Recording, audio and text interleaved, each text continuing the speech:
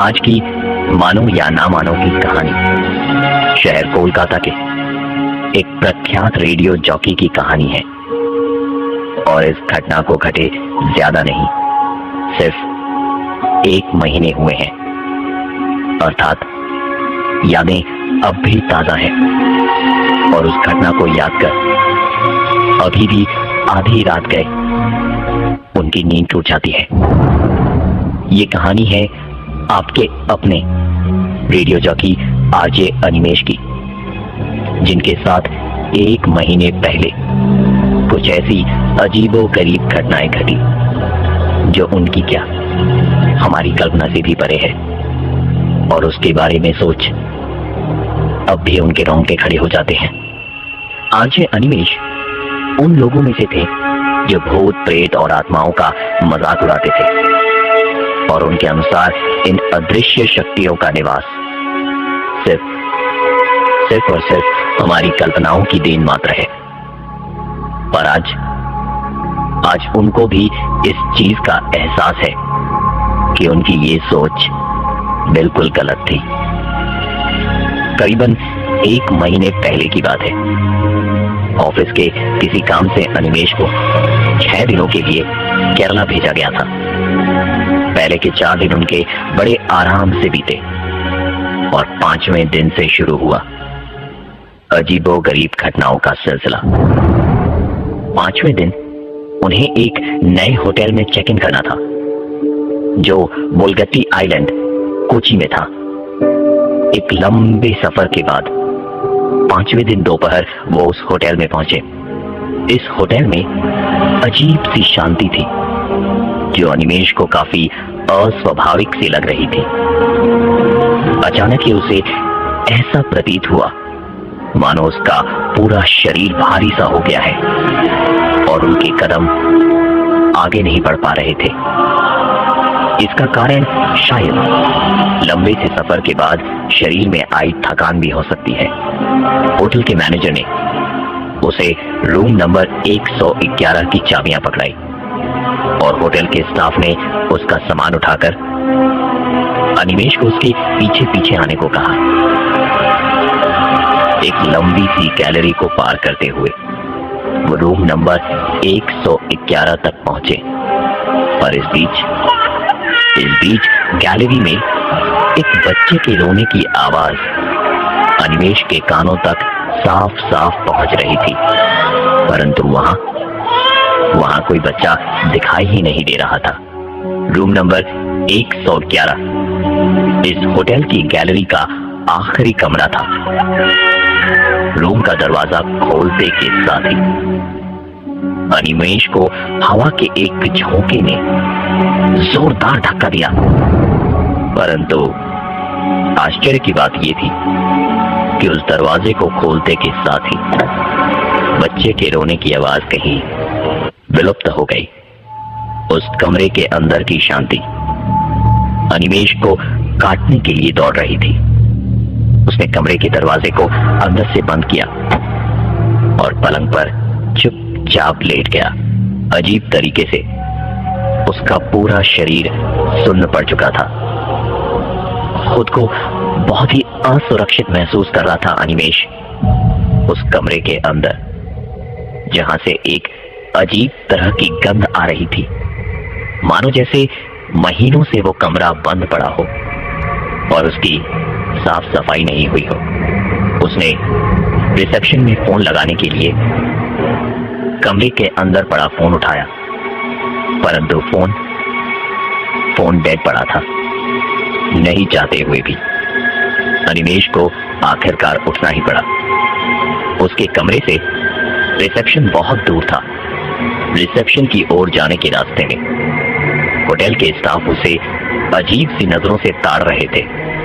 हालांकि इन सब बातों को नजरअंदाज करते हुए वो रिसेप्शन की ओर आगे बढ़ता गया।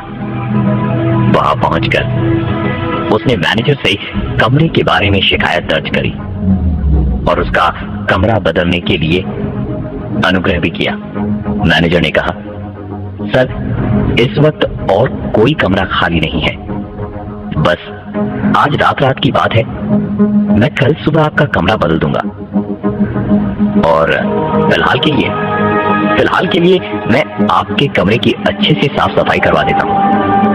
करीबन 1 घंटे के लिए अनिमेष रिसेप्शन के सोफे पर ही लेट गया।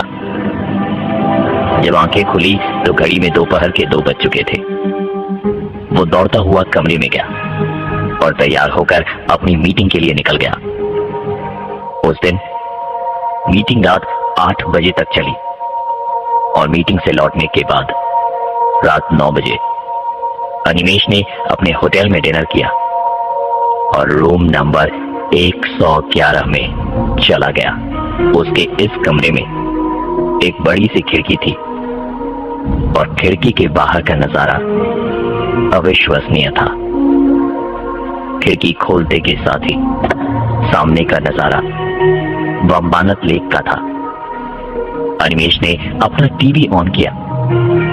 टीवी के बाईं तरफ एक बच्चे की तस्वीर लगी थी। तस्वीर देखकर लग रहा था कि वो किसी विदेशी बच्चे की तस्वीर थी, जिसके चेहरे से मासूमियत साफ झलक रही थी और उसकी निगाहें अनिमेष की तरफ थी। सच मानिए तो उसकी निगाहें देखकर ऐसा लग रहा था मानो वो बस अनिमेष को घूरे जा रहा हो। अनिमेष ने उस तस्वीर की तरफ देखना बंद कर दिया और टीवी बंद करके लैपटॉप पर काम करने लगा। तभी अचानक उस रात अजीबोगरीब घटनाएं घटी हमारे अपनी आरजे अनिमेष के साथ, जिसने उनकी सोच बदल कर ही रख दी। बोलगती आइलैंड के उस कमरे नंबर 111 में घुसने से पहले ही कोई उन्हें चेतावनी दे रहा था। रूम में घुसने से पहले गैलरी में किसी बच्चे के रोने की आवाज, रूम का फोन डेड पड़ा होना और एक अजीब तरह की दुर्गंध से सराबोर था वो कमरा, मानो बहुत दिनों से वो बंद पड़ा हो। रात का खाना खाकर अनिमेष अपने कमरे में लैपटॉप पर काम कर रहा था। तभी अचानक उसे वही आवाज सुनाई दी जो आज दोपहर को उसने सुनी थी। रात करीबन 10 बजे एक बच्चे के रोने की आवाज आ रही थी। टीवी पर नजर दौड़ाई तो टीवी तो बंद पड़ी थी। ठीक से सुनने पर ऐसा प्रतीत हो रहा था कि मानो वो आवाज खिड़की के बाहर से आ रही हो। अनिमेष ने उठकर खिड़की खोली और आश्चर्यजनक रूप से खिड़की खोलने के बाद वो आवाज अपने आप बंद हो गई। रात के समय खिड़की से बम्बानत लेक का नजारा इतना सुंदर था कि वो पूर्ण रूप से उसे मंत्रमुग्ध कर रहा था। खिड़की के पास खड़े होकर अनिमेष कुदरत के इस नजारे को निहार ही रहा था कि उसके साथ एक बहुत बड़ा हादसा होते होते बच गया। जब वो खिड़की के पास खड़े होकर बम्बानत लेक की ओर देख रहा था, तभी अचानक पीछे से किसी ने उसे धक्का सा दिया।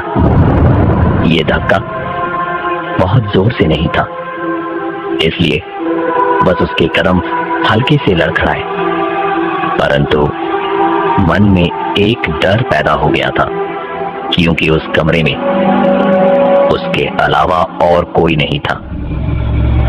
उसने तुरंत खिड़की बंद करी और टीवी ऑन करने के लिए जैसे ही रिमोट उठाया, उसकी नजर टीवी के बाईं ओर दीवार पर लगी उस विदेशी बच्चे की तस्वीर की तरफ गई।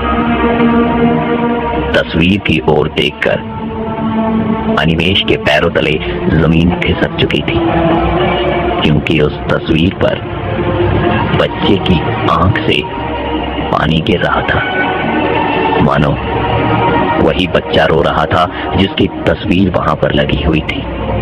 अपनी आंखों पर उसे विश्वास नहीं हो रहा था। उसे लगा कि शायद वो कोई सपना देख रहा हो, परंतु कुछ ही देर में उसे यकीन हो चला था कि ये सब कुछ उसका वहम नहीं, हकीकत है। जिंदगी में पहली बार अनिमेष ने ऐसी चीजें अनुभव करी थी जो उसकी कल्पना से भी परे था। उसने तुरंत कमरे में अंधेरा करा और अपने मुंह तक चादर तानकर सोने की कोशिश करने लगा। इसके बाद अनिमेष के साथ 3-4 ऐसी और घटनाएं घटी जिसने उसे उस कमरे को आधी रात में ही छोड़ने को विवश कर दिया।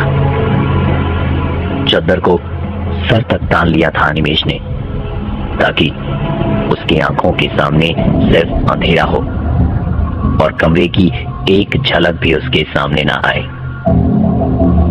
अनिमेष की वो चद्दर जो उसने अपने सर तक तान रखी थी, उसे कोई धीरे धीरे नीचे की ओर खींच रहा था। कोई तो था जो बंद कमरे में उसे अपनी उपस्थिति का एहसास दिला रहा था। बार बार धड़कनें काफी तेज हो गई थी अनिमेष की। तभी अचानक चद्दर के अंदर से वो एक पल उजाला और अगले ही क्षण अंधेरा देख पा रहा था। ये सिलसिला करीबन 5 मिनटों तक चलता रहा। अंत में उसने अपनी सारी हिम्मत जुटाते हुए अपने पूरे शरीर के ऊपर से चादर उठाई। चादर हटाते के साथ ही उसने पाया कि बाथरूम की लाइट अपने आप जल और बुझ रही है। दबे हुए कदमों के साथ उसने बाथरूम की ओर जाना शुरू किया और गौरतलब रूप से बाथरूम की बत्ती का स्विच बंद पड़ा था, परंतु लाइट अपने आप जल और बुझ रही थी। इसके पीछे शायद कोई टेक्निकल फॉल्ट हो, परंतु बाथरूम से निकलने के बाद अनिमेष की आंखों के सामने जो नजारा था वो ना ही किसी टेक्निकल फॉल्ट का नतीजा था और ना ही उसके पीछे कोई वैज्ञानिक व्याख्या थी। अनिमेष जैसे ही बाथरूम से बाहर निकला, उसकी नजर अपने पलंग पर गई, जहां उसके लैपटॉप के साथ में छेड़छाड़ कर रहा था एक 5 साल का छोटा सा बच्चा। इस बच्चे की शक्ल उस तस्वीर वाले बच्चे की शक्ल से हूबहू मिल रही थी। अनिमेष की सोचने और समझने की शक्ति छिन्न हो गई थी। वो बस उस बच्चे की तरफ स्तब्ध होकर देखे जा रहा था कि अचानक उस बच्चे ने अनिमेष की तरफ अपनी नजरें उठाई। आंखों के सामने उस अद्भुत नजारे को देख अनिमेष के गले से कोई आवाज नहीं निकल पा रही थी। उसने तुरंत अपना होश संभाला और अपने कमरे से बाहर की ओर भागा। वो दौड़ता हुआ रिसेप्शन की ओर जा रहा था कि उसे होटल का एक स्टाफ मिला जो इस वक्त सोने की तैयारी कर रहा था। उम्र के तकाजे से शायद ये उस होटल के सबसे पुराने कर्मचारियों में से एक थे। अनिमेष ने चिल्लाते हुए उनसे कहा कि मैंने मेरे कमरे में एक बच्चे को देखा है। अनिमेष के इतना कहते के साथ ही उस होटल स्टाफ की आंखें बड़ी बड़ी हो गई थी, मानो अकस्मात ही उसे कुछ याद आ गया। परंतु उसने सभी चीजों को नजरअंदाज करते हुए कहा, अगर आप ठीक समझो तो आप मेरे साथ आज की रात यहां गुजार सकते हैं। अनिमेष ने उनका हाथ पकड़ा और कहा, चाचा, कुछ तो है जो आप बताना नहीं चाहते। और फिर उसके बार बार अनुरोध करने से चाचा ने कमरा नंबर 111 का सबसे बड़ा राज बताया। करीबन 2 साल पहले लंदन से एक परिवार इस होटल में रहने आया। उन्होंने 1 महीने के लिए कमरा नंबर 111 बुक करके रखा था और कमरे को अपने घर की तरह सजा भी लिया था। वहां दीवार पर लगी पेंटिंग को उन्होंने अपने 5 साल के बच्चे की फोटो के साथ बदल दिया था। 28 जून 2010 की रात कयामत की रात थी। न जाने पति पत्नी के बीच ऐसी क्या बातचीत हुई कि पति ने तेज धार वाली छुरी से पहले तो अपनी पत्नी का बेरहमी से खून कर दिया और फिर अपने 5 साल के बच्चे को खिड़की से बाहर वंबानक लेक में धकेल दिया और उसके बाद खुद कमरे के पंखे से लटककर आत्महत्या कर दी। उस दिन से ये कमरा बंद पड़ा था। कमरे की हर एक चीज को उस दुर्घटना के बाद बदल दिया गया था, लेकिन उस बच्चे की तस्वीर वहीं की वहीं थी। उन्होंने बताया कि मैनेजर ने शायद गलती से अनिमेश को यह कमरा दे दिया था, क्योंकि नए होने के कारण उसे इस घटना के बारे में कुछ भी नहीं पता है। चाचा की बातें सुनते सुनते कब अनिमेश की आंखें लग गई उसे पता ही नहीं चला। सुबह जब उसकी आंखें खुली तो चाचा उसे अगल बगल कहीं नजर ही नहीं आए। सुबह करीबन 10 बजे अनिमेश की फ्लाइट थी, इसलिए अनिमेश ने हिम्मत करते हुए अपना लगेज लेने खातिर उस रूम में प्रवेश किया और झटपट सारा सामान लेकर कमरे से बाहर आ गया। दरवाजा बंद करने के साथ ही बच्चे के रोने की आवाज एक बार फिर उसकी कानों में पड़ी। ये सुनते के साथ ही अनिमेश रिसेप्शन की ओर भागा। उसने तुरंत अपना बिल क्लियर किया, रूम की चाबियां पकड़ाई और वहां से रवाना होने के लिए तैयार हो गया।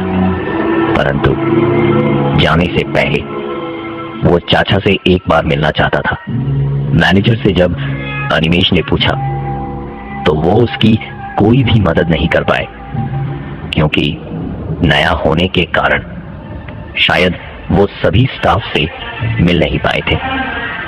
परंतु उनके बगल में खड़ा होटल का और एक स्टाफ बड़ी उत्सुकता से चाचा का नाम अनिमेश से पूछ बैठा। अनिमेश ने बताया कि उन्होंने तो अपना नाम रहमान बताया था और मेरी मुलाकात उनसे कल रात को हुई थी। ये सुनकर उस स्टाफ ने कहा, आपको शायद कोई गलतफहमी हो रही है, क्योंकि रहमान की मौत तो 1 साल पहले ही हो चुकी है।